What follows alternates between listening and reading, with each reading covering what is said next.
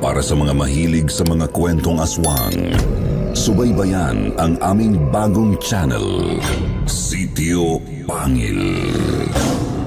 Pasukin ang nakakakilabot na mundo ng mga aswang. Like and subscribe. Sitio Pangil.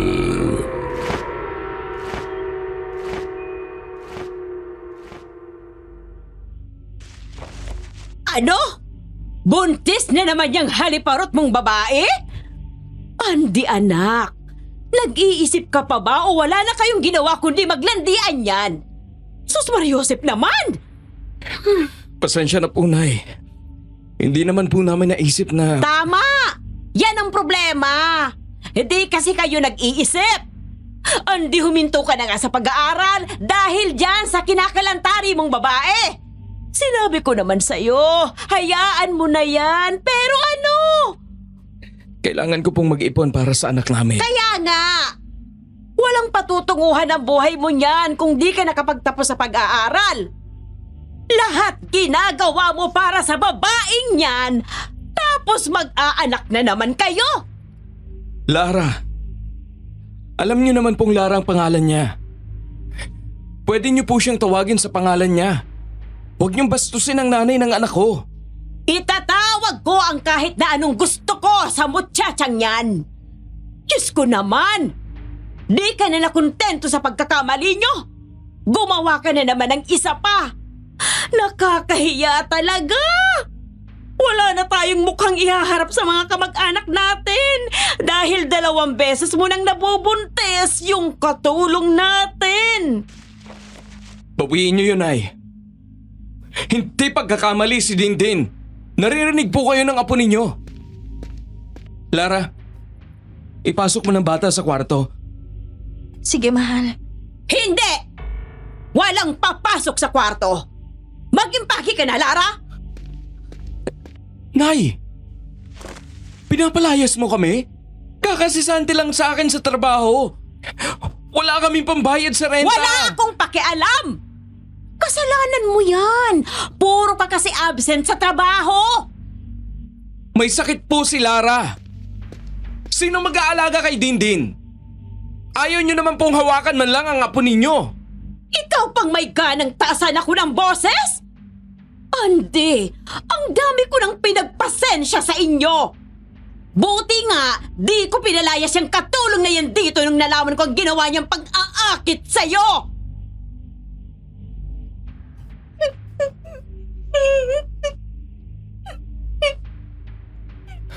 Nay, tama na. Papasukin na natin ang bata sa kwarto. Hindi! Tama ng mga kahibangan na to! Kalokohan na!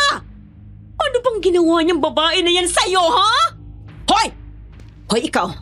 Ginayuma mo bang anak ko, ha? Umamin ka! Umamin ka, ha? Siguro, kukulam ka? O baka naman aswang ka? Walang iyak ka! Hindi ka sasagot, ha? Umalis ka na! Iwanan mong anak ko dito para magising na siya sa katotohanan! Tigilan niyo na siya, Nay! Lara, tumakbo ka na. Pumasok na kayo sa kwarto. Hindi! Layas! Layas! Ayoko ng ganyang babae dito! Sa demonya ka? Mangkukulam? May kung anong ginawa yan sa'yo, Ande! Alis! Di ako papayag na umalis siya. Nanay siya ng anak ko. Kung palalayasin mo siya, kasama na ako doon.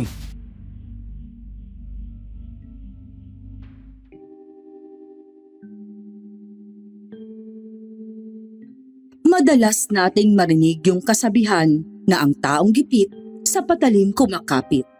Kuminsan, umaabot tayo sa sitwasyon na wala tayong matakbuhan o wala na rin maisip na paraan kaya nalalagay tayo sa mga peligrong sitwasyon pati na rin ang ating mga mahal sa buhay.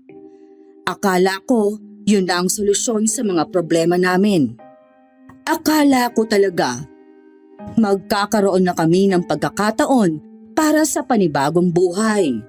Pero nagkamali pala ako, Miss Ligaya. Samahan niyo ako sa pagbabalik tanaw sa aking istorya nang mapadpad kami sa isang liblib na barangay sa dulo ng Rizal at makilala ang mayordomang may paupahan.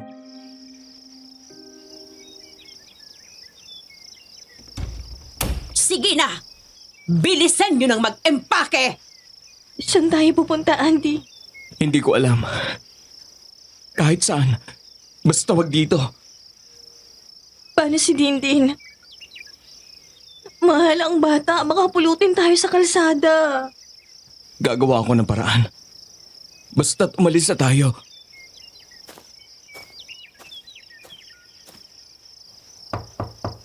Pre, si Andy to. Auntie, ano nangyayari? Lara?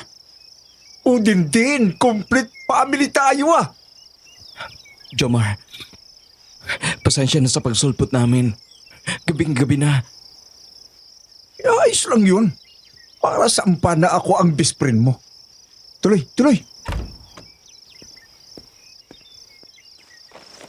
Ano bang meron? Bakit kayo napadalaw? Pinalayas kasi kami ni nanay. Nalaman kasi niyang buntis ulit si Lara. Grabe si Nanay Lydia. Ayaw niya talaga kayong tigilan. Gusto nyo, dito na muna kayo manuluyan. 2 naman ang kwarto dito. Umalis na yung isa pang nagre-renta. Pre, wala pa kasi akong pambayad ng renta. Wala pang bumabalik sa akin sa mga pinag-applyan ko. Ano ka ba? Di nyo kailangan magbayad. May bago na kasi akong trabaho. Tiba-tiba nga ako eh. Di nyo kailangan magbayad. Ako na sa buong renta. Wow! Anong bago mong trabaho? Baka gusto mo din mag-apply. Katatanggap lang sa akin. May pinag-drive akong mayaman. Negosyante sa dulo ng Rizal. Sakto ka dun, pre. Alam ko naghahanap sila ng security guard. Hindi nga. Naku, pwede ba ako? Teka sandali. Yun ba yung sinasabi mong malapit na sa Hala-Hala? Ang layo. Paano na si Lara? Huwag mo na kaming isipin. Ang importante, makahanap ka ng trabaho. Relax lang kayo. May-ari ng paupahan yung bossing ko. Pakikiusapan ko na lang yung mayordoma. Kung pwede, doon na rin ang mag-ina mo. Ha? Talaga? Gagawin mo yun? Oy, pre. Para kang hinulog ng langit niya na. Salamat ha. Hinulog talaga. Anong gusto mo? Anghel ka, ganun.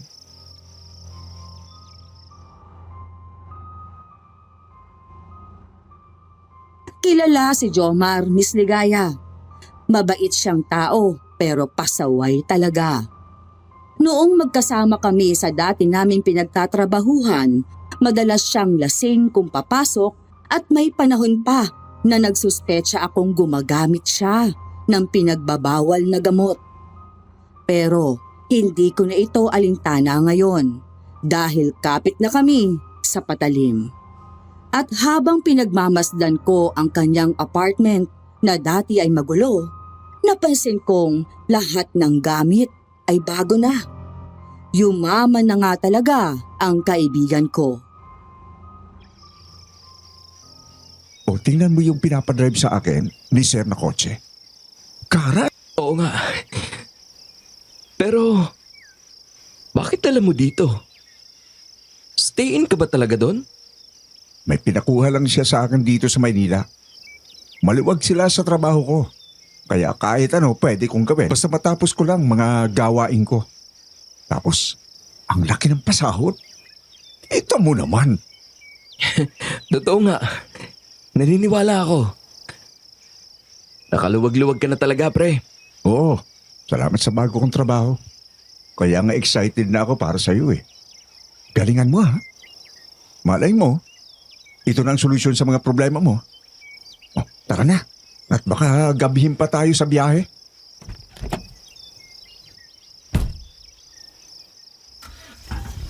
Sigurado ka? Ayos lang na sinama ko sila Lara. Baka di naman ako tanggapin ng boss mo. Tapos, makita niya bitbit ko na yung pamilya ko. Mabuti nga yun eh. Para wala na siyang choice. Mag-relax ka lang. Nagpasabi naman na ako kay Manang Hilda. Siya yung mayordoma sa paupan doon. Hindi mo makakausap si Kalito, yung may-ari. Walang ibang kumakausap sa kanya kundi si Manang Hilda. Ah, ganun ba? Kaso, wala akong ipambabayad kung upahan yung Jomar. Sabi ko naman sa iyo eh. Didiskartihin natin yan. Siyempre, papakiusap ko na stay-in ka at saka patirahin na rin kayo sa isa sa mga apartment doon. Basta tiwala lang. Nako, sana nga pumayag. Ang laking tulong nun kung sakasakali. Sandali, pre! May bata!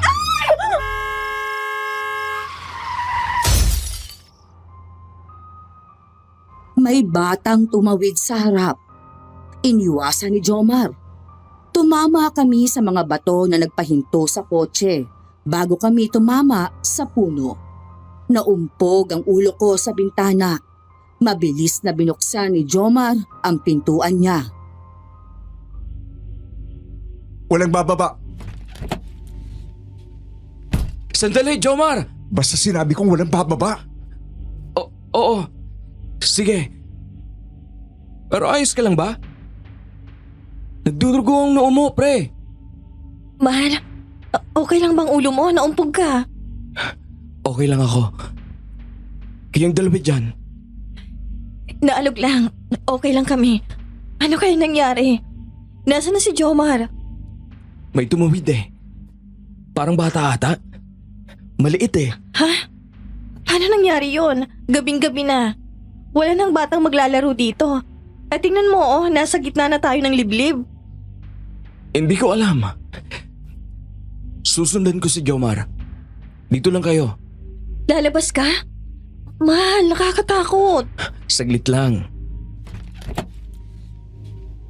Jomar? Paglabas ko, hindi ko na makita kung nasan si Jomar. Pumunta ako sa harap ng kotse. Napalingon ako sa pinanggagalingan ng mga paghikbi. Galing sa likod ng isang malaking puno ang tunog. Lumapit ako sa pag-aakalang baka may batang nawawala at nangangailangan ng tulong. Di? Anong nangyayari? Bumalik ka na sa loob, Lara. Sandali. May nakita kasi ako sa likod ng kotse. Ha? Ngayon lang? Oo, parang may malaking anino dun Pero ang bilis eh. Mula dun sa puno parang tumalon papunta sa kabilang puno. Ang laki, parang malaking ibon. Pumasok na tayo sa loob, dali. Baka lumabas pa si Dindin. Napalunok ako sa sinabing ito ni Lara dahil kinikilabutan na ako. Nilak ko ang pinto habang hinihintay namin si Jomar. Hindi ko maipaliwanag pero pakiramdam ko may nakamatyag sa amin mula sa kakahuyan. Inabangan ko ang malaking anino na sinasabi ni Lara na magpakita ulit pero wala naman. Nanaig ang katahimikan sa paligid. Nasaan na ba si Jomar? Hindi nakakapraning dito. Anong nangyayari? Baka may tinutulungan siya. Ano kasi, may narinig ako dun sa puno kanina. Ha? Baka si Jomar yun. Hindi kayo nasaktan siya? Sabi mo nagdugo ang noo niya. Hindi, mahal. Boses bata. Batang umiiyak. Kinakatakot ko. Baka may nadaplisan tayong bata. Kawawa naman. Ano yung nakita kong malaking anino sa likod? Shh! Naririnig mo ba yun? Ha? Parang may gumugulong. Hindi. Buksan mo ang pintuan. Ay, Diyos ko. Si Jomar, andyan na siya. Bakit yung indilak ang pinto? May nakita kasi kami. Teka muna. Saan ka galing? Anong nangyari kanina? Kasi nakasalubong ko si Manang Hilde. Manang, Sila Andy po pala.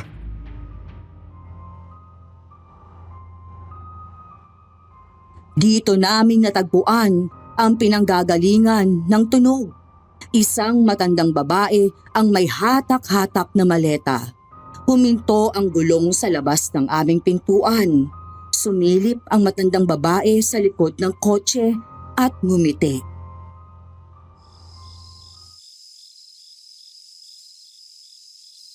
Magandang gabi sa inyo. Ay, ang cute naman ng batang yan. Sabihin mo, anak. Thank you po. Good evening po, Manang Hilda. Pasensya na po. Mahihain si Dindin eh. Walang kaso. Andy ka mo? Siya ang gustong mag-apply sa atin, Jomar? Opo, Manang. Misis ko din po si Lara at si Dindin ang anak po namin. Nakakatuwa naman. May bisita na naman tayo. Jomar, bakit pala kayo nakahinto sa gitna ng kalsada? Di pa kayo tumuloy sa loob. Namalikmata lang po ata ako kanina eh. Muntik tuloy kaming maaksidente pero wala naman po. Tsili ko na. Sigurado ka? May narinig ako kanina dyan. Parang batang umiiyak. Ay nako, yun ba? Lagi ngang nirereklamo ng mga bagong tenant ko yan. Kung ano-ano daw ang naririnig dahil nga malapit kami sa kakahuyan. Abay syempre, maraming mga ibon at iba pang hayop dito. Kung ano-ano talagang maririnig nyo dyan. Pero makakasanayan nyo rin. Mabuti pa, pumasok na tayo. Gabi na eh. Sakay na po kayo, Manang. Saan po kayo galing yan? Sana sinabi niyo po at naisabay na namin kayo. Sige po, ako nang magbubuhat ng maleta niyo. Namili ako at ginabi na sa daan. May dinalaw pa kasi ako sa bayan. Alam mo naman ako, gusto kong nagbabanat ng buto. At tuwang-tuwa ako pagdala ko ito. Pasensya na kayo. Baka malansa. Mangamoy isda din kayo. Naku, wala pong kaso sa amin, Manang. Dito na po kayo sa harap. Imbis na ilagay sa trunk, pinagkasya ni Jomar ang maleta ni Manang sa harap. Mabuti na lang payat ang matanda kaya nagkasya siya. Maya-maya pa, nakita ko siyang dahan-dahang binubuksan ito. Tama si Manang, ang lansa nga talaga. Nagulat ako nang may dinukot siya mula dito. Isang maliit na manika. Inabot niya ito sa amin sa likod. Nang makita ito ni Dindin, nanlaki ang mata ng bata at hindi makapaniwala. Halatang gusto niyang kunin pero nagpipigil kasi mahiyain kaya ako na lang ang tumanggap. Iho, ikaw na ang magbigay kay Dindin. Hindi pa niya ako kilala. Baka magulat sa akin. Naku, maraming salamat po. Ngayon na lang ulit siya magkakaroon ng bagong laruan. Hayaan mo, Dindin. Sa kikitain ng papa mo dito. Sigurado akong marami ng mabibiling laruan para sa'yo. Ibig sabihin po, tanggap na ako? Oo naman. Ayos na yan kay Sir. Lalo na't kaibigan ka naman ni Jomar. Abay, malaki ang tiwala ni Kalito kay Jomar. Salamat po, Manang Hilda. Malaking tulong po talaga itong trabaho na to sa amin. Pag-iigihan ko talaga. Walang anuman. Magugustuhan nyo dito, sigurado ako. Talagang magugustuhan nyo. Ibig sabihin, paeg na po kayo na dito tumuloy ang mag-ina ko? Sige na po, please. Huwag po kayo mag-alala dahil sanay po si Larang magbanat ng buto. At si Dindin, tahimik lang po ang bata. Masyado nga pong mahiyain. Madalang lang siyang magsalita at lagi lang nasa tabi ko. Hindi po yan makulit na bata. At handa po akong tumulong-tulong. Sabihin niyo lang po ang kailangan kong gawin. Huwag kayong mataranta. Masaya kami na nandito kayo. Mas marami, mas okay. Welcome na welcome kayo. At talagang stay in ang CQ dapat dito dahil araw-araw ang trabaho. Ayos lang ba sa'yo yun? Huwag kang mag-alala ha dahil maalaga ako dito sa mga tenants ko. Kung dito kayo titira sa paupahan, ituring nyo ng bahay nyo na rin dito. Ayos dito, no? Libreng tirahan, libreng pagkain. Hali kayo, ituturo ko sa inyo ang tutuluyan ninyo.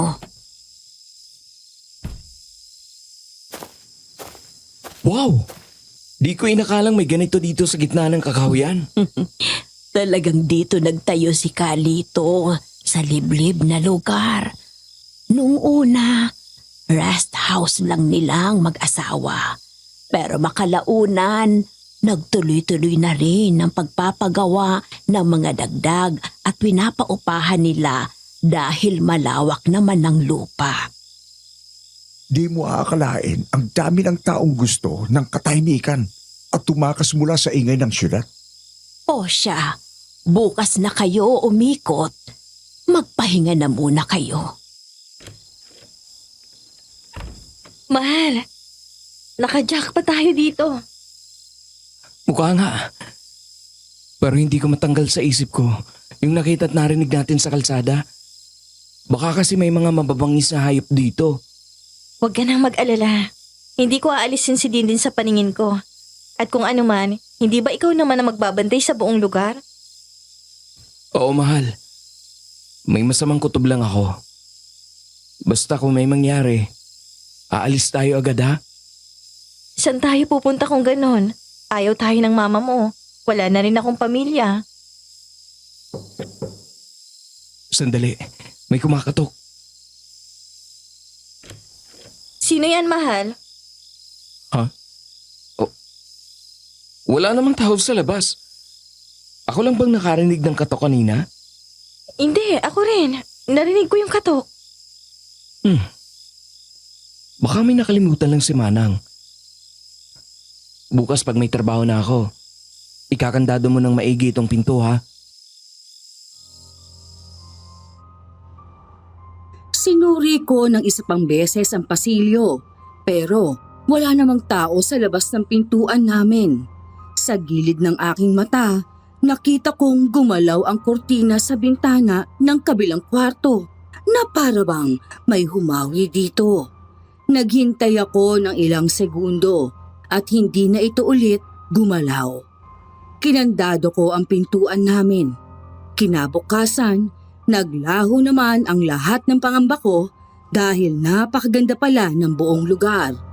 Napakabait pa ni Manang Hilda na inaya kaming mag-almusal sa kanyang kubong katabi ng rest house ni Kalito. Kumain lang kayo ng kumain. Welcome kayo dito lagi. Mahilig talaga akong magluto kaya punta lang kayo. Huwag kayong mahihiya dahil minsan nga ay dinadalhan ko pa ang mga tenants ng pagkain. Ayaw kasi nilang lumabas. Kung kailangan niyo po ng makakatulong sa pagluluto, magsabi lang po kayo. Abay sige, yan ang gusto ko. Mga taong may kusang pado. Sa palagay ko magkakasundo tayo. Iho, ikaw ba ay handa na sa unang araw mo? Simple lang naman ang mga gawain. Pagbubuksan mo lang ng gate si Kalito pag dumarating at roronda ka lang sa ating lugar. Opo, sanay naman po ako dyan dahil guard din po ako sa dating pinagtatrabahuhan namin ni Jomar. Mabuti kung ganon. At isang bagay lang, Andy. I-report mo sa akin ang lahat ng nangyayari sa shift mo kinabukasan. Kung mapapansin mo, secured ang lugar natin. Maliban sa matataas na bakod ay may barbed wire pa dito. Para yan sa mga mababangis na hayop sa labas. Babantayan mo yon, ha? Opo, Manang. Si Kalito, madalang siyang magpakita. Busy siya lagi. Mataas na opisyal siya sa kanyang tinayong organisasyon. Kaya wag mong kukulitin pag nakasalubong mo. Sa akin mo na lang idaan ang lahat ng katanungan. Ang mga tenant naman dito ay, yun nga, hangad nila ang katahimikan. Kaya wag nyo na ring masyadong gagambalain. Sige po, Manang. Tahimik lang din naman po kami ni Lara. Wala po kayong dapat ipag-alala. Sige, sumama ka muna sa akin at iikot kita.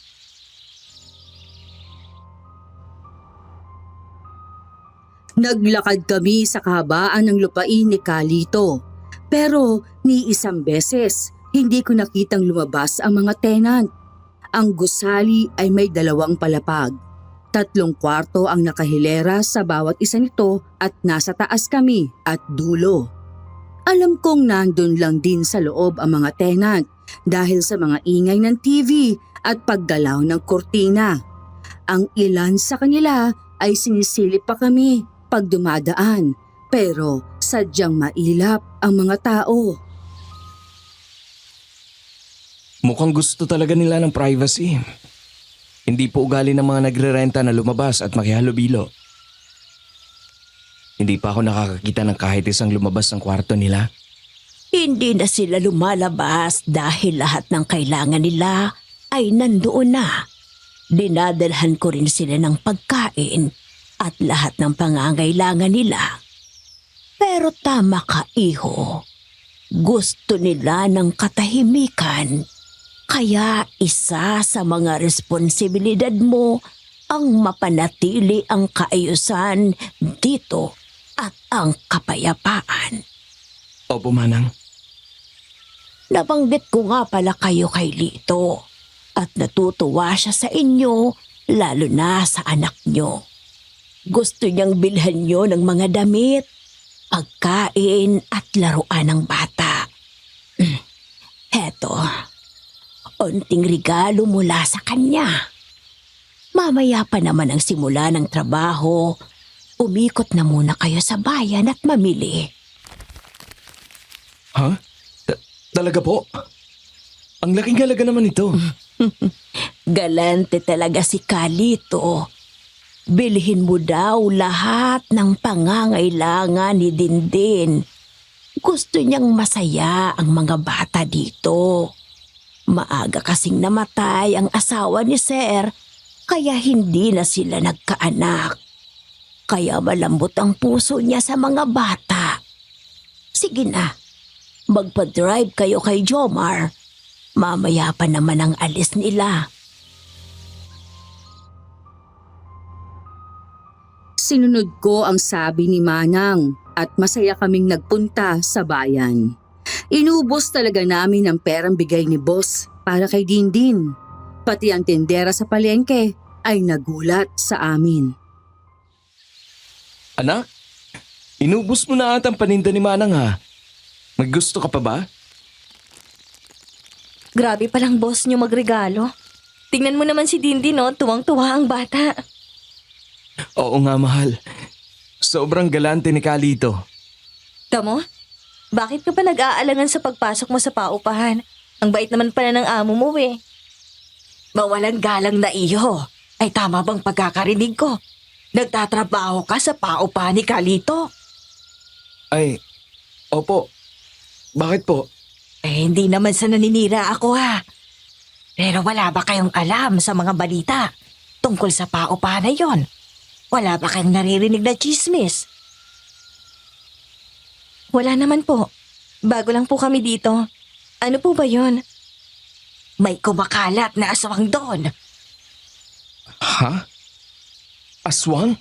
Oo, at ang sabi, parte ng sindikato yan si Kalito kaya yumaman ng gusto. Palagay ko nga may kinalaman ng mga aswang ang nangyayari doon sa mga kayamanan niya. Masyadong misteryoso ang mga pangyayari. At yung anak pa ng kumari ko.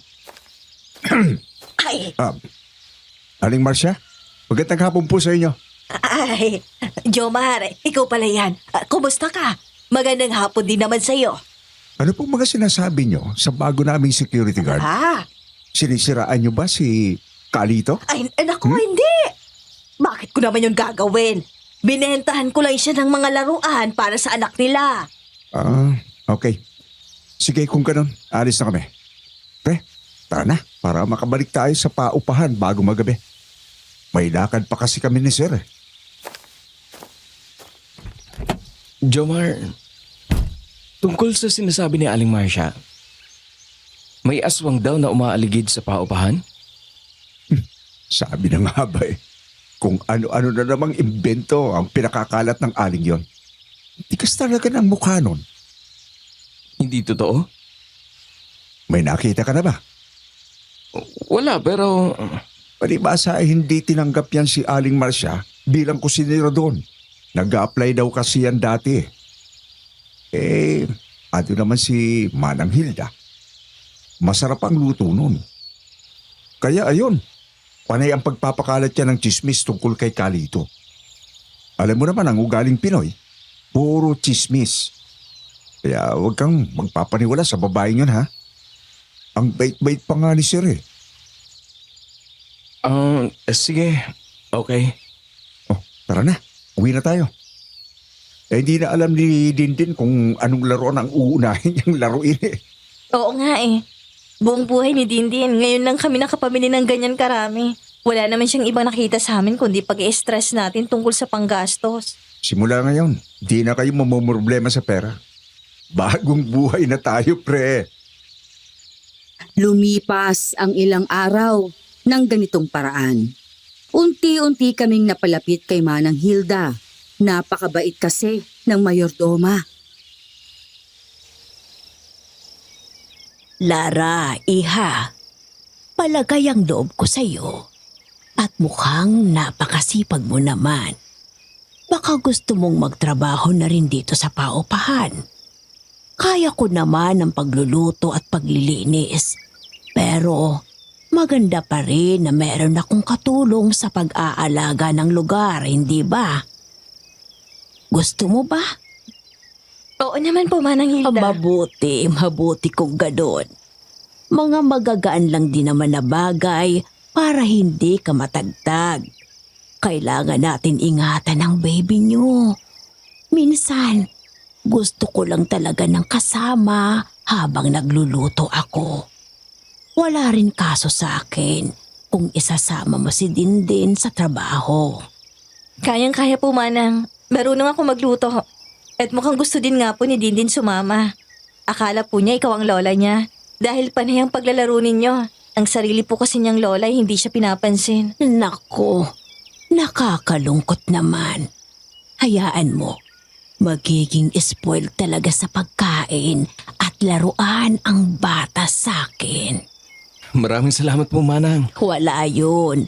Tingin ko sa inyo ay parang mga anak at apo ko na rin.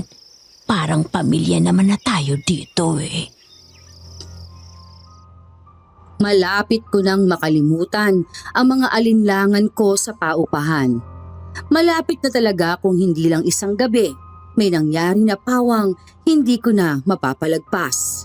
Nagoronda ako ng gabing iyon sa gilid ng kwarto. Binuksan ko ang flashlight ko para sundan ang boses hanggang sa makaabot ako sa kwarto sa unang palapag at pinakadulo. Una kong napansin ang isang batang lalaki na nakaputing sando at pulang shorts. Nakayapak lang ito. Naaalarma ako dahil katabi nito ay sirang bintana at nagkalat ang bubog. Sandali, bata. Saan ka pupunta? Huwag kang tumakbo dyan! Tumakbo siya pababa ng hagdan at nagtungo papunta sa kakahuyan. Napakabilis. Nawala siya agad sa aking paningin nang pumasok sa mga halamanan. Nasaan ka na? Huwag ka maglaro dito. Bumalik ka na. Baka hinahanap ka na sa inyo. Pero kahit anong tawag ko sa bata, hindi siya nagpapakita hanggang sa nakaabot ako sa masukal na parte ng kagubatan. Napahinto ako dahil tumaas ang mga balahibo ko sa batok. Binaling ko ang ilaw ng flashlight sa mga tunog, pero kung san-san na ito nanggagaling. Para bang pinaglalaroan ako ng gubat.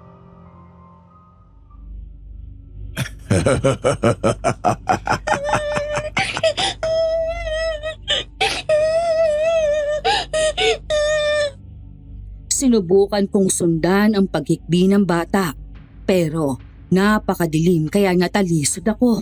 Rumolyo ang flashlight mula sa kamay ko at sa aking pagkagimbal. Inilawan nito ang isang bagay sa taas ng puno. Hindi ko mawari kung ano ito dahil ang nakikita ko lang ay napakalaking mga pakpak na sakop ang isang puno.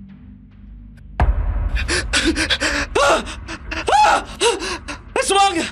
Diyos ko po! Saan ka pupunta?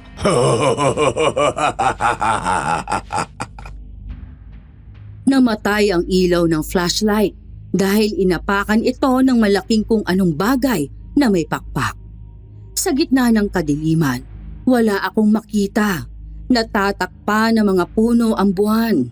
Napahawak ako sa ilong ko dahil sa masangsang na amoy. Pinaghalong patay na daga at burak. Walang alis. Sandali lang! Wag!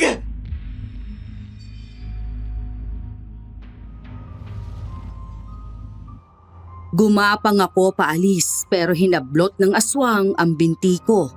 Sinubukan kong kumapit sa mga malalaking bato pero napakalakas nito. Nakakapit ako sa ugat ng puno nang biglang binitawan ako ng aswang. Dahil dito, humampas ang noo ko sa mga bato. Nanginig ang pangako. Naramdaman ko ulit ang mga paghawak sa aking mga binti at paghatak sa akin. Hindi na ako nakapalag dahil umiikot ang mundo ko. Nilapag ako sa bungad ng kakahuyan. Andy? Iho? Andy! Lumayo kayo sa akin! Aswang! Ngumiti si Manang Hilda. Pero hindi ko sigurado kung siya talaga yon dahil iba ang kanyang itsura.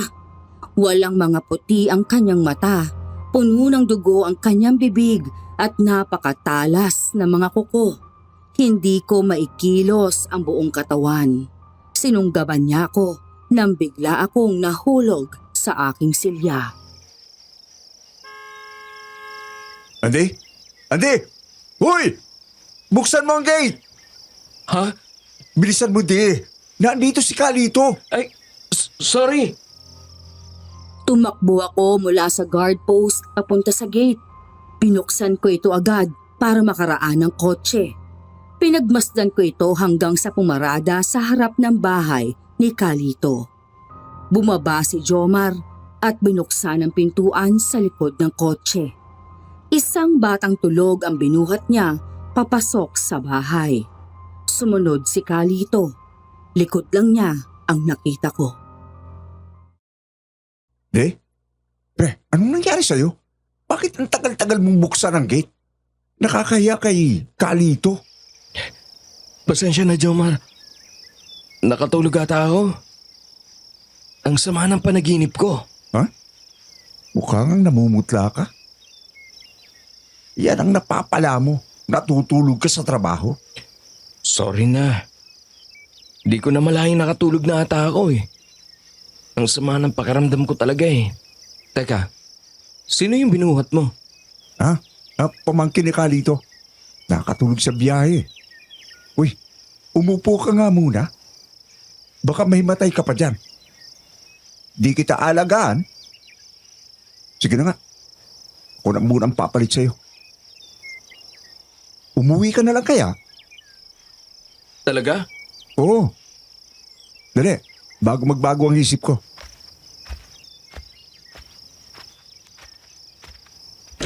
Lee? Oh, ano nangyari? Akala ko may shift ka pa. Sama ng pakiramdam ko, mahal.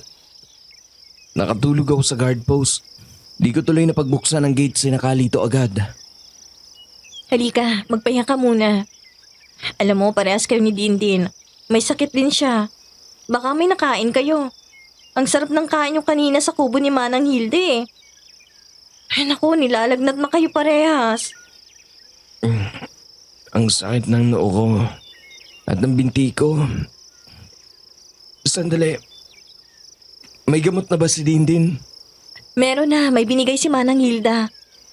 Namumulay ang noo mo. Patingin nga ng binti mo. Di. Bakit nagkaganyan niya? Namumula nga oh. Paano magkakapasa ka pa? Saan ka pa galing? Ano nangyari sa'yo? Hindi ko alam. Wala naman ito kanina. Oo, wala nga yan. Bago yung shift mo kanina. Teka, sandali lang. Parang ito yung nasa panaginip ko ah. Tumama daw ang noo ko at saka hinatak ako ng aswang sa binti ko. Alam mo pati si Manang Hilda, andun sa bangungot ko. Aswang din daw siya. Naku mahal, mukhang may sakit ka na nga talaga. Pati si Manang Hilda ginawa mo ng aswang. Hindi kayo natakot ka lang dahil sa binanggit sa atin nun sa palengke? Tungkol sa may aswang daw dito? Baka napapraning ka na. Ipahinga mo na kaya yan. Sige. Baka matulog na nga lang ako. Sandali, hindi naman sa dinadagdagan kong katatakutan mo ha. Pero kanina, alam mo ba? May kumatok ulit sa pintuan natin. Paglabas ko wala namang tao. Sabi ko naman sa'yo, huwag ka magbubukas lang ng pinto basta-basta. Akala ko kasi ikaw. Hayaan mo na. Sa susunod, hihintayin ko muna na magsalita ka bago ko bubuksan ng pintuan. Sige na, magpahinga ka na muna. Pinainom niya ako ng gamot kaya nakatulog rin ako.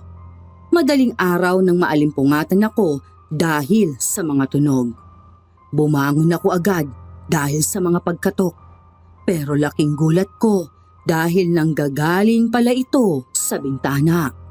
Hahawiin ko na sana ang kurtina pero naudlot dahil napalingon ako sa bandang pintuan. Dindin anak, huwag kang lalabas. Diyos ko, anak, bakit ka nandito? Papa! Andy? Dindin? Ano nangyayari? Gabi na, bakit kayo nasa labas ng pinto? Shh! Ayan na naman. May kumakatok sa bintana. Huwag mong bubuksan yan, Di. Hindi ka ba nagtataka? Bakit may kakatok sa bintana? Nasa pangalawang palapag tayo. Kaya nga, lalo kong gustong malaman. Wag, please! Natatakot na si Dindin. Baka yung sinasabi lang ni Manang Hilda ng mga ibon daw sa kakahuyan. Ay! Ay, Diyos ko! Anak, ano nangyayari sa'yo? Mahal, pakibuhat mo nga siya sa banyo. Bilisan mo! Sige lang anak, ilabas mo lang kung kailangan mong isuka. Ay, Diyos ko, ano kaya yan? Umiiyak siya kanina. Nakatayo lang siya sa harap ng pintuan. Bukas yung pinto eh. Pero hindi ba nilak natin? Oo naman. Di rin niya ugaling magbukas ng pinto ng basta-basta. Masama din ang pakiramdam niya. Di nga makatayo kanina. Eh, bakit kaya siya lumabas? Tapos may tinititigan nga siya sa labas eh. Anong tinitingnan niya? Sa may kakahuyan. Nakatitig lang siya doon. Diyos ko mahal. Ganon din ang nangyari sa panaginip ko. Doon nagsimula yun. Yun ang ginagawa ng bata tapos tumakbo siya papunta sa gubat. Andy, nakakakilabot naman. Lola! Anak, hinahanap mo ba si Manang Hilda? Bakit anak? Bakit mo siya hinahanap?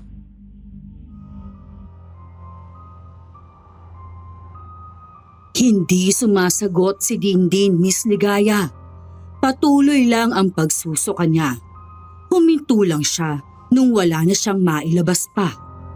Nakatulog ang bata habang umiiyak. Kinabukasan, nagpunta kami agad kay Manang Hilda.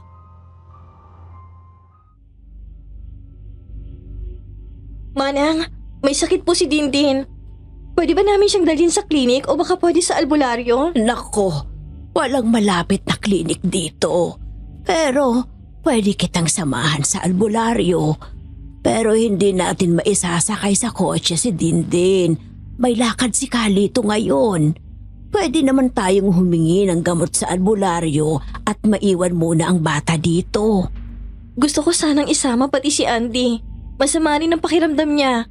Sana mapatingnan sila parehas. Nako, mahaba ang lalakarin pag wala tayong kotse. Ganun talaga ang lakad dito. Baka lalo pang magkasakit ang mag-ama. Kung gusto mo, ako na lang ang pupunta para makapagpahinga kayo. Mag-uuwi na lang ako ng gamot. Nakakaya naman po, ako na lang. Hindi mo alam kung paano ang papunta sa albularyo. Sasamahan ko na lang po kayo. Maiwan si na Andy at Dindin dito. O siya, sige. Pero hindi tayo aalis nang hindi ka pa kumakain. Lahat kayo kailangan ng lakas. Ipagluluto ko kayo ng almusal bago tayo umalis. At saka Andy, huwag kang mag-alala. Ipapaalam ko kay Kalito na magde-day off ka muna. Matapos mag-almusal, bumalik kami sa kwarto. Lumala ang pakiramdam ni Dindin. Hindi ko malaman ang gagawin. Sinubukan kong tawagan si Jomar para malaman kung pabalik na ang kotse. Pero hindi niya sinasagot. Umabot na sa nangingisay si Dindin.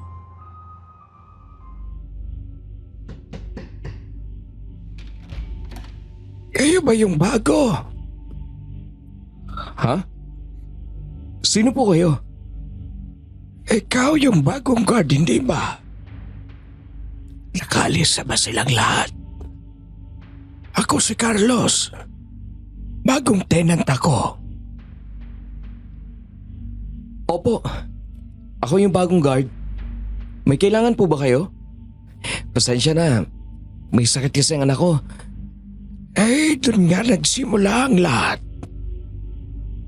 Ano pong ibig niyo sabihin? Hindi ko kayo maintindihan? Tagababa ako sa dulong kwarto. Yung anak ko, ganyan din nagsimula ang nangyari sa kanya. Tulungan mo ko. Ha? Sa dulong kwarto? Batang lalaki bang anak niyo po? Nakaputing t-shirt at pulang shorts nung isang gabi? Oo. Bakit? Carlos, anong nangyayari? Manang Hilda. Bumisita lamang ako. Ayos lang ba ang lahat? Okay lang. May tinatanong lamang ako. Halika, sumama ka sa akin. May sasabihin ako sa iyong importante. Hindi. Sandali lang. Gusto kong makausap itong bagong guard. Ganun ba? Akala ko ba mas interesado ka kay Junjun sa anak mo? Halika na. Halos hilahin na ni Manang Hilda ang lalaki. Paglingon ko naman kay Lara, nakatulala lang rin siya sa kakahuyan. Ginabayan ko siya papasok sa loob ng kwarto namin. Dahil dito, lumapit siya kay Dindin sa kama. Naglabas siya ng isang maliit na bote mula sa kanyang bulsa at binuka ang bibig ng bata. Inumin mo na yan, anak. Mahal? Ano yan? Para kay Dindin, para sa anak natin. Pero ano daw ba yan? Magpasalamat na lang tayo, Andy. Magiging maayos ng lahat. Anong ibig mong sabihin? Sumunod na lang tayo, Andy. Saan? Anong... Sandali. Ano yan? Ayokong inumin yan. Sige na, bilis na. Ikaw din. Dinukdok niya ang maliit na bote sa labi ko. Gumuhit ang likido sa aking lalamunan pero agad kong dinura ito. Nakalunok ako pero konti lamang.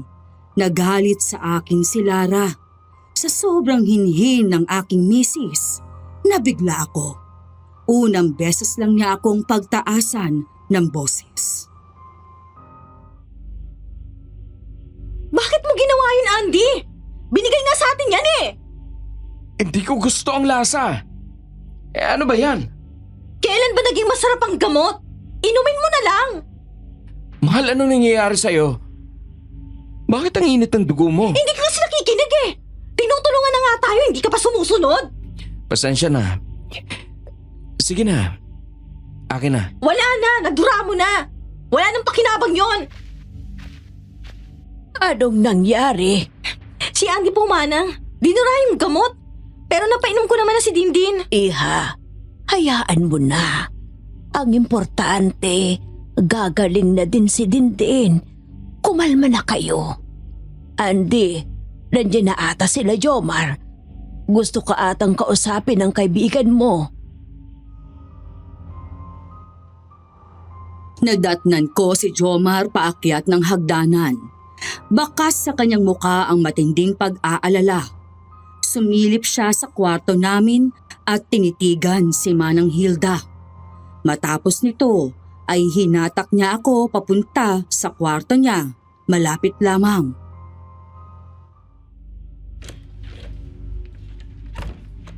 Anong ginagawa ni Manang? Nagkasakit kasi si Dindin. Kaya nagpunta sila sa albularyo kanina. Nabigyan naman na ng gamot. Ha? Pati siya? Sinasabi ko na nga, be. Anong ibig mong sabihin? O, wala. Ayos ka na ba? Hindi pre. Kung ano-ano na atang nakikita ko, may mga kumakatok dito. Tama si Manang. Kailangan mo magpahinga. Nagkahawaan ata kayo ng sakit ni Dindin? Hindi ito guni-guni lang, Jomar. Nakausap ko si Mang Carlos. Yung anak niya, nakita ko yun. Teka nga. Kung totoo yung nakita ko, dapat basag pa yung bintana sa dulong kwarto. Samahan mo ko. Punta natin. Ano bang pinagsasabi mo? Wala namang basag dito ah. Hindi nga. Pero tingnan mo. Napalitan yung bintana. Ha? Andy, kung ano-ano na yan ah. Nakakapraning ka na. Baka isipin nila, Kalito, gumagawa ka ng istorya para matakot ang mga tenant dito. Ayaw pa naman nila dito ng mga chismis na ganyan. Hindi naman ako ang unang lumapit. Si Mang Carlos. Siya ang kumatok sa kwarto namin. Yung ba yung sinasabi mong mga pagkatok? Baka kinukulit ka lang niya. Kung ako sa'yo, lumayo ka na lang. Ang balita ko paalisin na rin yan sila Mang Carlos eh. Siguro wag ka na rin makisaw-saw sa gulo kaya. Para di ka madawit. Gusto niyo pa naman manirahan dito, hindi ba? Oo naman. Alam mo namang wala kaming ibang mapupuntahan eh. Eh di makisama na lang kayo. Ayoko mapahiya, Andy. Baka sabihin nila, nagdala lang ako ng gulo dito. Pasensya na pre. Baka pagod lang ha. Papahinga lang ako. Tsaka bantayin si Dindin. Tapos balik na ako sa trabaho mamaya. Pangako, pag-iigihan ko. At wala na kayo maririnig sa akin. Salamat ha. Huwag ka mag-alala. Okay ka pa rin naman kay Kalito eh. Ayoko lang na may abereya. Balita ko nga, balak pa niyang magbigay ng bonus eh. Malakas daw kasi ang negosyo niya ngayon eh. Naku, talaga ba? Sana nga. Nag-iipon kasi kami para sa panganganak ni Lara. Ilang buwan pa naman pero gusto ko sana maging handa. Ang gastos ng bagong baby eh. Basta makisama kayo at sumunod sa mga sasabihin sa'yo dito. Magiging maayos ang lahat, Andy. Pag naging okay ka na dito, may posibilidad talagang yumamang ka kasi galante si Sir eh. Kaya sana, huwag ka masyadong mag-question. At sumunod na lang tayo sa kanila. Matapos naming mag-usap, bumalik na ako sa kwarto namin. Determinado na talaga akong paghusayan ng trabaho ko dito at hindi na pumalag. Pero hindi ko inaasahan ang dinatnan ko sa aming kwarto. Si Manang Hilda, kinukuha na ng dugo si Dindin. Teka! Sandali! Ano pong ginagawa ninyo? Sabi ng albularyo, kailangan niya ng dugo ni Dindin. Ha? Para saan? Para daw gumaling ang bata. Pero Andy, hayaan mo na. Bigay na natin ang kailangan para tuluyang gumaling siya. Pumayag ka na. ano pang silbi ng gamot na binigay kanina? Kung may ganyan pa. Ayaw mo ba? Sige, hayaan na lang natin. Malay natin, gumaling na talaga siya kahit hindi natin ginagawa lahat ng makakaya natin. Hindi po, payag na kami. Sige lang po. Basta kung anong makabubuti sa anak namin. Sige, iha. At pag nakatulog na si Dindin, pumunta ka sa kubo ko. Kakailanganin ko ng tulong mo. Andy, kaya mo naman bantayan ang bata, di ba? Opo, Manang. Ayos ka lang ba, mahal? Pasensya na ha. Na-stress pa kita kanina. Kumusta ang pakiramdam mo? Nag-morning sickness ka ba kanina? Ayos lang ako. Naiinis lang ako kasi hindi ka pa nakikisama kanina. Mabait naman si Manang. Lagi pa nga niya ako inaalalayan eh. Oo nga. Nakausap ko din si Jomar. Sabi nga niya, mas mabuti na sumunod na lang tayo sa sinasabi sa atin. Sorry. Napapraning lang kasi ako eh. Hindi mo maaalis sa akin yun bilang ama. Bilang lalaki sa pamilya natin. Eh silang nagpapasweldo sa atin, Andy. Pag okay ako kay Manang, makakasahod na rin ako. Malaking bagay yun sa atin. Tama nga naman. Sige, hindi na ako masyadong tututol. Basta't pag-iingatan mo ang sarili mo sa trabaho ha. Para lumaki ng maayos ang baby natin. Oo naman. Sabi pa nga ni Manang, bibigyan daw niya ako ng vitamins para sa baby. Sige, pero kailangan pa rin nating magpa-check up. Tatanungin ko si Jomar kung kailan siya libre para makiusap sana na ipagmaneho tayo. Malayo pa daw dito ang susunod na klinik eh. Nagsalitan kami ng pagbabantay kay Dindin habang may sakit ang bata. Pero lumipas ang ilang araw na napapansin kong buong araw na si Lara sa kubo ni Manang Hilda. Naiiwan si Dindin sa akin habang kung ano-anong inuutos ni Manang sa kanya. Umiigi-igi naman ang pakiramdam ng bata pero nangihina pa rin at may kakaibang uri ng sugat. Anak? Ano kaya tong mga pula-pula sa balat mo? Hindi kaya surot ang may kagagawa niyan? Nararamdaman mo bang may kumakagat sa'yo? Maglatag na lang kaya tayo sa sahig muna. Si Mama? Nasaan si Mama, Papa? May inaasikaso lang anak.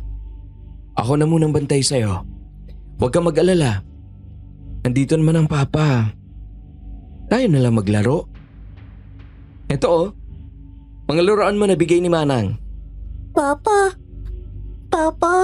may mga anino sa labas paggabi. Pag wala ka, pag kami lang ni Mama. Anong mga anino anak? Saan? Sa bintana po.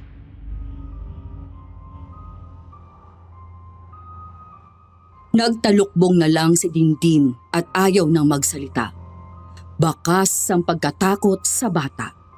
Di ayaw na nga niyang umalis sa kama. Kakaiba ang kinikilos to simula nang magkasakit. Mahal, ano yung sinasabi ni Dindin na mga anino raw sa gabi? Hindi ba't parang may nangyayari sa kanya? Ngayon ko lang siya nakitang ganyan kabalisa. Hindi ko alam, Andy. Pagod na ako. Gusto ko nang matulog. Hayaan mo na si Dindin. Baka nagre-recover lang siya mula sa sakit. Pero mahal, Kailangan ko na talagang magpahinga. Bukas na lang natin pag-usapan yan.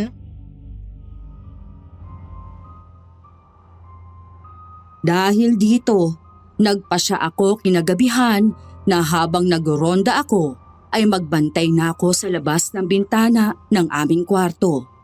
Pero wala namang nagpakita hanggang sa dumating na ang kotse ni Kalito at kailangan ko na silang pagbuksan. Hindi nagtagal, nakahanap ulit ako ng tiyempo na bumalik sa labas ng bintana namin para magbantay. Dito ko nakita ang sinasabi ni Dindin. Napakalaking ibon na itim ang nakadapo sa labas ng bintana. Pula ang mga mata nito at nanlilisik na nakatingin sa loob. Alice! Alice! Anong ginagawa mo dyan? Tantanan mo ng pamilya ko!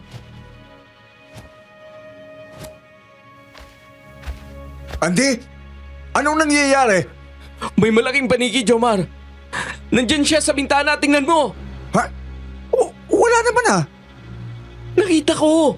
Ngayon lang. Nakadapo sa bintana namin. Baka umalis na. Sa bintana niyo mismo? Sinabi ko nang huwag sa inyo eh. Sandali. Hindi. Jomar, huwag kang umalis. Mag-usap tayo. Ano yon?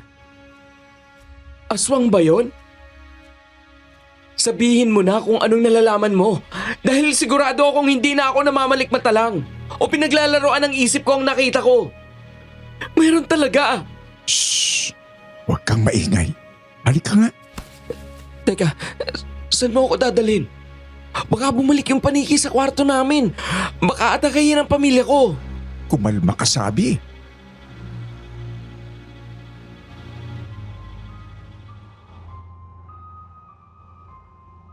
Hinatak niya ako papunta sa sarili niyang kwarto. Kumuha siya ng silya at pinaupo ako. Nagpumiglas ako, Miss Ligaya. Naghihinala na kasi ako sa kaibigan ko at sa pinasukan kong trabaho. Nawala na ang tiwala ko sa kanya. Sinarado niya ang pinto at siniguradong nakasarado ang kurtina. Umupo ka muna dyan. At huwag kang maingay. Baka marinig ka nila. Paano ako kakalma? Aswang talagang nakita ko. Hayaan mo ako magpaliwanag, Andy. Kasi kung hindi, kayo ang malilintikan. Tumahimik ka muna. Patay na. Naandito na siya. Sabi ko kasi sa iyo, huwag kang magulo eh.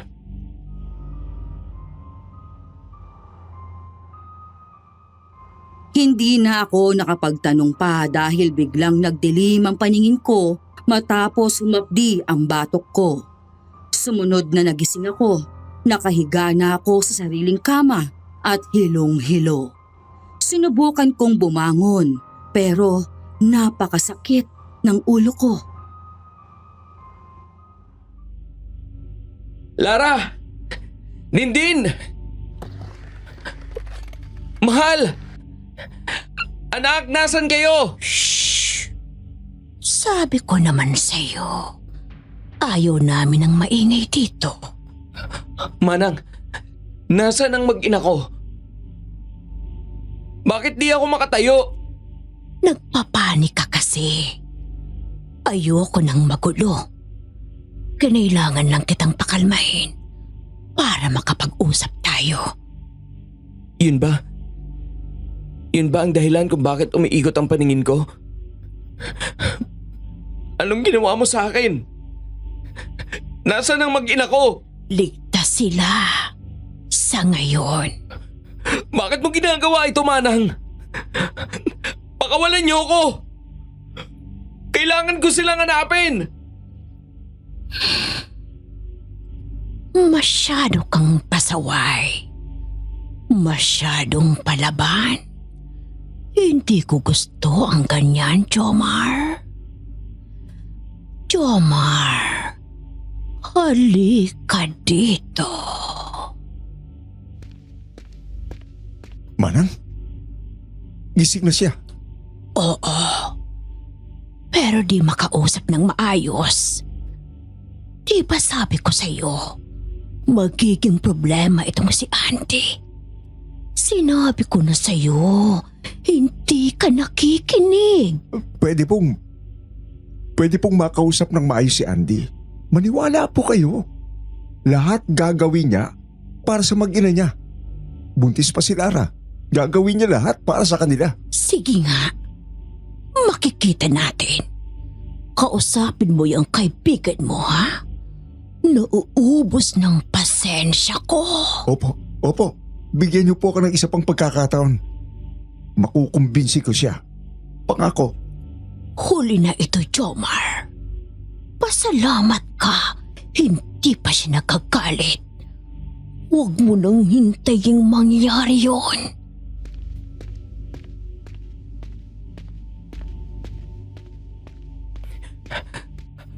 Jomar! Walang iya ka! Ano tong ginawa mo sa akin? Pinahamak mo ang pamilya ko! Kung makakakilos lang ako, sasaktan talaga kita! Tumahimik ka nga muna. Wala na tayong oras. Makinig ka sa akin ng mabuti. Bakit? Para kung ano-ano na naman ang sabihin mo sa akin? Di na ako maniniwala sa'yo! Eh di wag! Pero gusto mo bang mapahamak ang mag-ina mo? Inaamin ko. Kasalanan ko ang lahat ng ito. Okay. Sorry. Pero ano pang gagawin ko? Baon na ako sa utang. Pinasok ako sa sindikato para makabayad ng utang. Diyos ko naman, Jomar. Sindikato? Kaya pala mahigpit at masikreto sila dito. Magsabi ka na ng totoo. Anong anomalya ang ginagawa dito? Droga ba? Nagbibenta ng mga babae? Ano? Nung una, akala ko yun lang. Akala ko talaga normal pa. Akala ko kailangan ko lang bayaran ang utang ko. Ang ibig mong sabihin, ginawa mo kaming pambayad utang? Jomar, kaibigan mo ako! Anong gagawin ko, Andy? Pinagbantaan nila ako. Hindi ako makawala. Hindi ako pwedeng lumapit sa pulis. Kulong o patay lang ang pinagpipilian ko. Okay pa kung ako lang ang mamamatay pero pati buong angkang ko pinagbantaan nila, Andy. Kaya kami na lang ang pinagkanulo mo. Akala ko ba napamahal na sa'yo si Dindin? Diyos ko, Jomar, buntis si Lara! Kaya nga, akala ko hindi nila kayo tataluhin dahil buntis si Lara. Maniwala ka. Pumayag lang ako dahil sabi kailangan lang ng security guard at katulong. Sabi ko bawal kayong galawin. Pero nung nagsimulang magkasakit si Dindin. Ano bang ginagawa nila? Magsabi ka na. May karapatan ako malaman. Hindi lang ito normal na sindikato, no? Hindi lang sila nagbebenta ng mga bata o babae. May iba pa? Oo, tama ka. Kala ko, pangkaraniwang masamang loob lang sila. Pero hindi. Mas malala. Mas kahindik-hindik. Andi, mga aswang sila. Walang hiya ka. Dinamay mo kami sa ganito. Tarantado ka rin eh. Sa isa na, sinabi ko naman huwag kayong sasaktan eh. Sinabi ko huwag si Linden. At natuwa pa ako na malapit si Linden kay Manang Hilda. Kala ko talaga tutupad sila. Akala ko makakasama na kita dito. Pero may nagbago. Yung mga bata, anong ginagawa nila sa mga bata, Jomar? Kinakain ng aswang. Mga bata ang gusto niya. Si Kalito, isa siyang wakwak. Paborito niya mga bata. Si Manang Hilda, siya ang mayordoma dito at taga-asikaso ng mga biktima. Diyos ko, Jomar! Kinain na ba niya si Dindin? Yun ba yun? Yung baby sa sinapupunan ni Lara? Yun ba ang balak niya? Hindi. Hindi pa. Ginagawan ko pa ng paraan. O baka pwede rin tumulad ka na lang sa ginagawa ko. Maghanap ka ng kapalit. Hindi ko ipapahamak ang ibang tao katulad mo. Hindi nga sila tumupad sa usapan ninyong di kami sasaktan eh. Anong kasiguraduhan mo? Natutupad sila sa panibagong usapan? Hindi ko na alam. Pasensya ka na. Sorry talaga, pre. May panahon pa. Tumawag ka ng albularyo. Makakatulong siya, Jomar. Hindi ba sila maalam sa mga ganyang aswang? Parang awa mo na. Puntahan mo na yung albularyo na sinasabi nila. Hindi mo ba naiintindihan? Walang albularyo dito sa barangay na ito, Andy. Meron! Nakausap nila Lara. Hindi totoo yun. May ginawa na si Manang Hilda sa asawa mo para mapasa ilalim siya ng kontrol nito. Wala na siya sa tamang pag-iisip. Niloko ka nila. May ginagawa din siya kay Dindin kaya nagkasakit. Kinukuhaan niya ng dugo. Sobrang sama ng ugali ninyo. Si Manang Hilda, akala namin mabait siya. Akala namin nagmamalasakit siya. Lagi pa niya binibigyan ng laruan si Dindin. Yun ba? Galing yun dito. Lumapit siya sa maletang naiwan ni Manang Hilda. Yung lagi niyang hatak-hatak. Binuksan ng kakaunti ang zipper at agad na lumabas ang masangsang na amoy galing dito. Lumuwa ang laman nito sa sahig. Iba't ibang mga laruan at mga kamay ng bata, mga daliri at paa.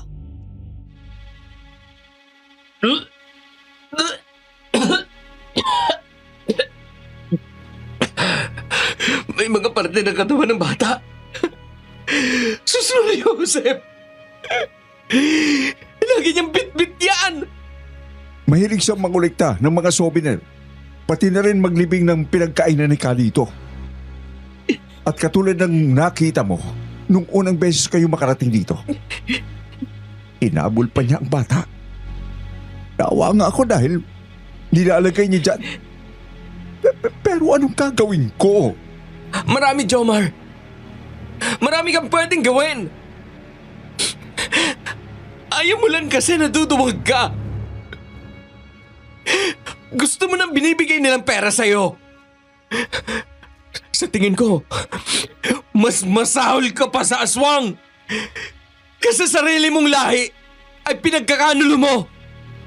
Wala kang kaluluwa, Jomar! Hindi. Maniwala ka. Sinubukan ko naman eh. Papakita ko sa'yo. Sinubukan ko talagang magbago, Andy. Hindi ako naniniwala sa iyong hayop ka! Pabalik na siya. Makinig ka. Sumang-ayong ka lang sa lahat na sasabihin ko para dalhin tayo sa malaking bahay, okay? Para pakita mo ang pamilya mo. Yun ang gusto mo, di ba? Ano, Jomar? Nakapag-usap na kayo? Opo. Payag na siya.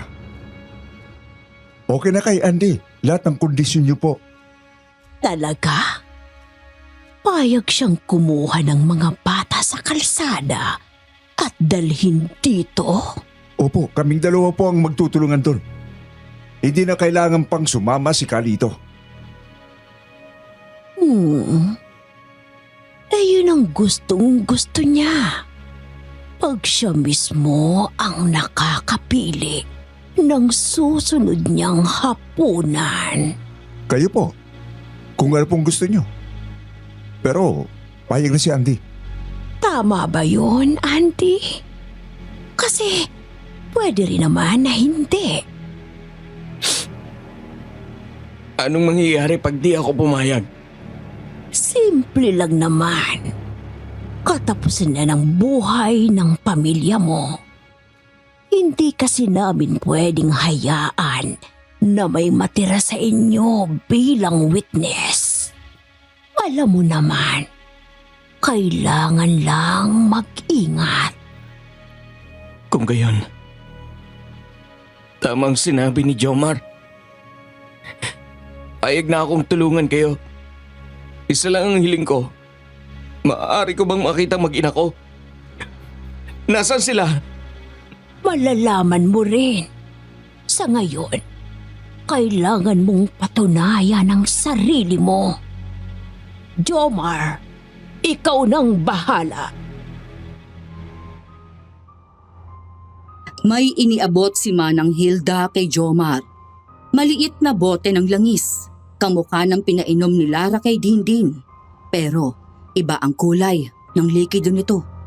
Pinainom din sa akin ito ni Jomar. Unti-unting nagbalik ang lakas sa aking katawan. Mula sa aking paa at binti, nakakagalaw-galaw na ako.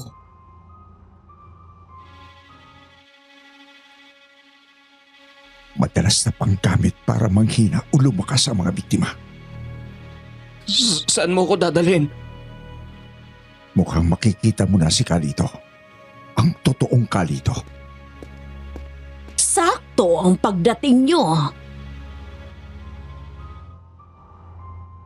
Dinala nila ako sa loob ng malaking bahay. Pangkaraniwan ang unang palapag. Normal ang lahat, pero pag akyat sa taas, doon ko nakita na may demonyong gawain ang nangyayari dito. Isang buong palapag ang nakalaan sa kabaliwan ng mga aswang.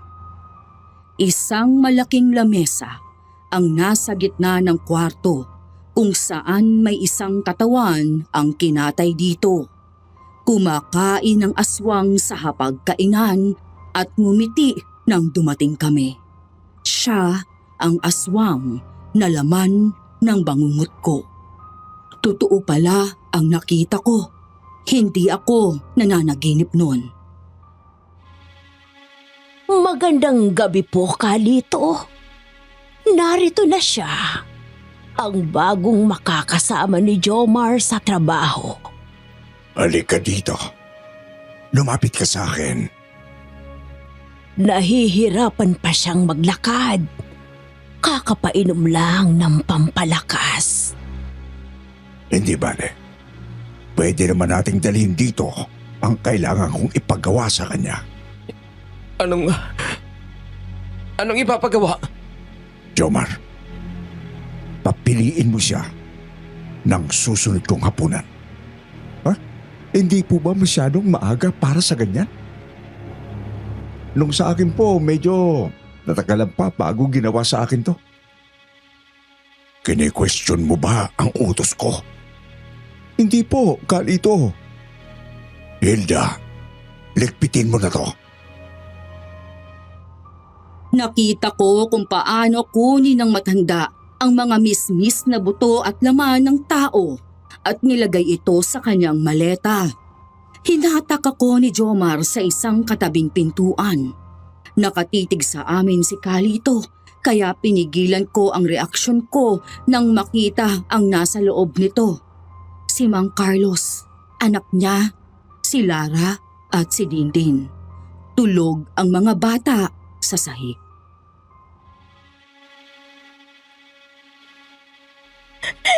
Andy!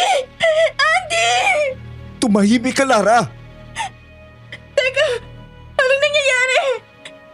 Andy! Huwag kang makialam, Lara. Ikaw, Mang Carlos, huwag kang kikilos. Sandali, anong gagawin ninyo? Andi, mamili ka. Pumili ka ng isa mula sa kanila. Ha? Narinig mo sinabi ko? Mamili ka ng susunod na punan ni Carlito. Tandaan mo, bata ang paborito niya. Bilisan mo. Nakatingin si Carlito sa bawat kilos mo. Ito ang pagsubok mo. Huwag. Bitawan mo ang anak ko. Huwag si Junjun. Parang awa mo na. Bitawan mo siya. Pasensya na po, Mang Carlos. Di ko pwedeng hayaang masaktan ang pamilya ko. Mabuti. Halika na. Binuhat ko ang anak ni Mang Carlos at dahan-dahan itong nilapag sa lamesa habang pinagmamasdan ako ni Carlito. Dahil dito, hindi niya nakitang may sinisenya sa akin si Jomar sa likod ng pinto. Tumango ako sa aking kaibigan. Natagalan si Jomar sa loob ng kwarto pero lumabas na siya. May dala siyang punyal at binigay ito sa akin.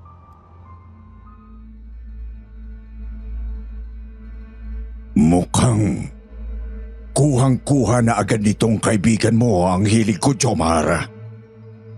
Alam niyang bata ang paborito ko. Magaling, madaling turuan. Ngayon gamitin mo ang punyal na yan at itarak sa tiyan ng bata. Gusto kong kumain ang atay niya. Andy, Hindi niya naman kaya yan. Para sa pamilya ko. Kakayanin ko kahit ano.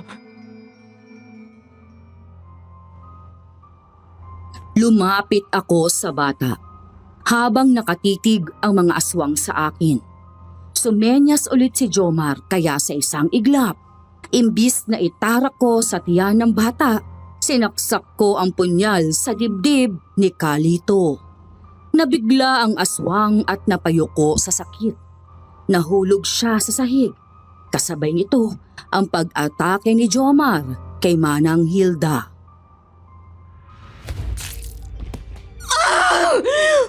Anong ginawa mo, Jomar? Traitor ka! Andy, takbo! Kunin mo ang bata!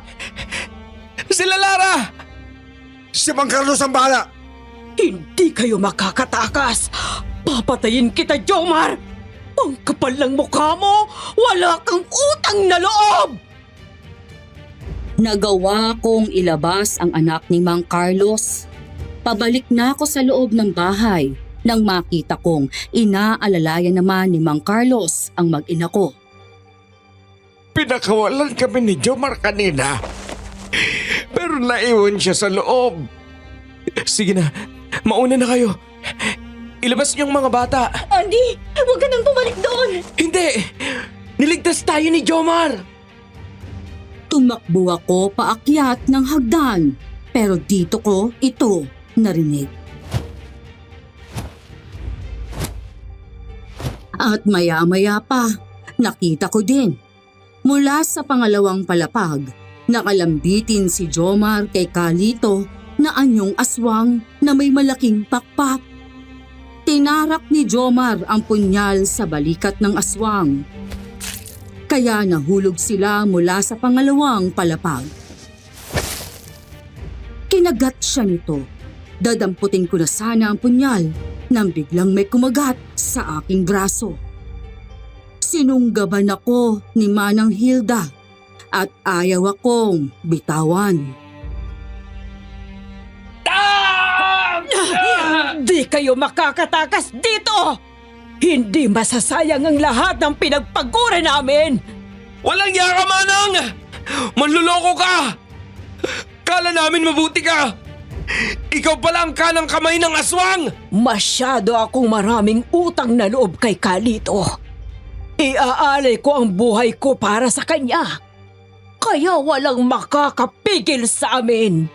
Hindi ikaw! Hindi ang asawa mo! Wala kayong maggagawa! Akala mo lang yon. May dala kami mga kasamahan. Matagal na pala silang nakakulong sa mga kwarto.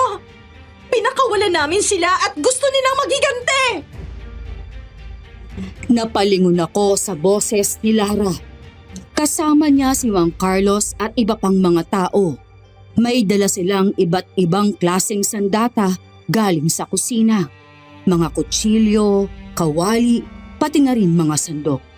Sabay-sabay nilang nilusob si Manang Hilda. Nagulat ang matanda dahil hinahabol na siya ng mga tenant. Sa kabilang banda naman ay patuloy ang labanan ni Kalito at Jomar. Diyos ko pa! Biningwit siya ng makwak! Pinaglalaroan siya sa ere! Tama na. Dapat sa mga traidor na katulad mo, pinahihirapan. Tumalon ako at kumapit sa pakpak ng wakwak. Halos mapunit ito sa aking bigat. Nakuha ni Jomar ang balak kong gawin, kaya lumambitin din siya sa kabilang pakpak ni Kalito. Dahil dito, di na niya kinaya ang bigat naming dalawa. Tantanan niyo ako, mga walang kwentang tao kayo. Hindi niyo ako magagapi. Lahat kayo, pagkain ko lang. Ganun ba? Ano namang masasabi ng tenants mo? Isugurin natin yung wakwak, mga kasama! Dinumog ng mga tenant si Kalito. Binuhos nila ang galit sa aswang hanggang sa nalupaypay na ito at hindi makakilos. Maya-maya pa, may lumapit na may dalang langis at posporo. Sandali, pag-usapan natin to. Anong kailangan ninyo? Ibibigay ko lahat. Babayaran ko kayo. Pakawalan niyo lang ako. Kami pa. Binigyan mo ng pagkakataong pumili bago mo kidnapin ang mga anak namin. Matapos mo lantakan ng mga bata. Anong ginawa mo sa amin? Kinulong mo kami at hinayaang mabaliw sa pighati. Wala kayong awa. Kaya ngayon, wala na rin kaming awa sa inyo. Teka lang naman. Hindi ba si Hilda ang nagkulong sa inyo? Siya ang paghigantihan ninyo. Huwag ako. Siya ang kunin niyo. Ano? Matapos kitang pagsilbihan, ipagkakanulo mo ako? Diyan ka nagkakamali, Kalito. Parehas kayong masusunog! At yun na nga ang nangyari, Miss Ligaya. Pinagkaisahan namin ang dalawang aswang. Matapos namin silang lagyan ng langis, sinunog namin sila sa loob ng malaking bahay. Pinanood namin ang kamatayan ng dalawa.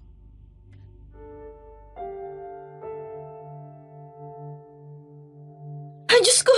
Jomar! Kailangan mong madala sa ospital! Hindi ko na kaya. Mang Carlos, tulungan niyo ako. Dali natin siya sa ospital. Lako, oras ang aabutin. Malayo talaga. Pasensya na kayo. Nadamay kayo sa kalokohan ko. Pasabi na lang, kinababa. Pasensya na. Dahil pasaway ako. Hindi ko sinasadyang pasaktan ng maraming tao. Naging makasarili ako. Jomar, huwag kang magpaalam. Kaya pa yan. Gising! Nawalan na ng malay ang lalaki, pero dinala pa rin namin siya sa ospital. Pati na rin ang anak ni Mang Carlos at iba pang mga biktima. Ginamot din ang kagat sa akin kahit ayaw nilang maniwalang kinagat ako ng aswang.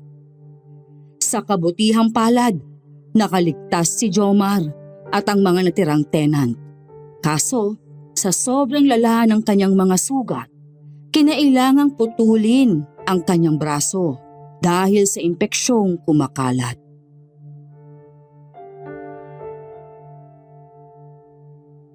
Mabuti naman at kahit papano, naligtas ang buhay mo, Jomar. Kahit nagkaganyan ang braso mo, at least, ligtas ka. Oo, tama ka. Nakakapanibago nga lang. Pero siguro, ito na yung parusang nararapat sa akin. Buti nga, hindi ako gustong kasuhan ng mga tenant eh. Paano ka naman kakasuhan? Ayaw namang maniwala ng mga pulis na galing tayo sa kuta ng mga aswang. Iniisip nila, sindikatong dumakip sa atin. Mabuti na rin yun. Tinatanong nga nila ako kung meron pa akong alam tungkol sa mga kaibigang sindikato ni Calito. Balak mo bang makipagtulungan sa mga pulis? Oo, naisip ko na yun. Yun na lang ang paraan ko para makabawi sa lahat ng mga kasalanang ginawa ko. Yung braso ko at pagkanta ko para mapapagsak na yung iba pang sindikato na nagbibenta ng mga bata. Ayun naman pala eh. Makakabawi ka rin naman pala. Mahal, buti na lang din. Hindi ganun kabagsik ang lason mula kay Manang Hilda. Hindi yata siya wakwak, no? Pangkaraniwan lang na aswang. Pero tingin ko, mas nakakalinlang ang ginawa niya. Kung ano-ano na palang ginagawa niya sa mga tenant. Pinapakain at pinapainom ng kung ano-ano. Nakakakilabot din yung gulong ng maleta niya. Oo. Pero kaya nga siya sunod-sunuran kay Lito eh. Kasi gusto niyang maging wakwak din. O sa tingin ko nga, in love lang si Manang sa amo niya eh. Eto naman, ginawan mo pa ng issue. Pero sa totoo lang, salamat pa rin kasi bumaliktad ka. Pinili mo kaming iligtas at hindi ipakain dun sa mga yon. Sabi ko naman sa iyo eh, patutunayan ko na kaya kong magbago eh.